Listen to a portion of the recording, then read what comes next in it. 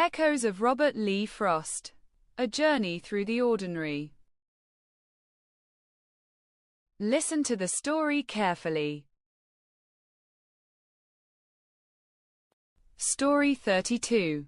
Pan with us. I followed the winding path into the forest. Sunlight breaking through the canopy like scattered coins. Birds trilled and somewhere a brook gurgled, carrying whispers of hidden springs. Children laughed, running ahead, weaving between trees, pretending to chase unseen creatures. I hummed a tune, light as air, imagining Pan himself dancing just out of sight, pipes echoing softly among the oaks and pines. The wind teased the leaves, carrying scents of moss and wildflowers, and I felt part of a celebration older than any town or street. We paused on a clearing, tossing sticks and laughing at shadows. The forest alive with rhythm and mischief.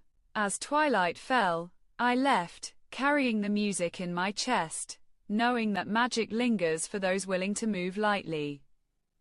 Laugh loudly and notice the hidden life pulsing beneath the ordinary world.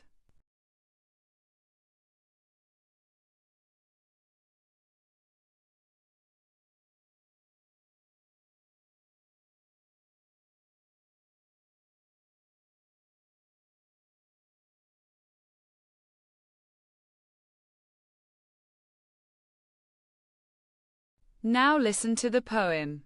Forest path, sunlight through leaves, birdsong and brook in gentle heaves. Children run, laughter bright, chasing shadows, soft delight. Pan dances where we cannot see, pipes echo through oak and tree. Wind teases, moss scents rise, celebration hidden under skies. Clearing holds our playful cheer. Rhythm pulses, magic near. Twilight falls, music remains, forest life in secret veins. Move lightly, notice, laugh true, hidden worlds wait for you.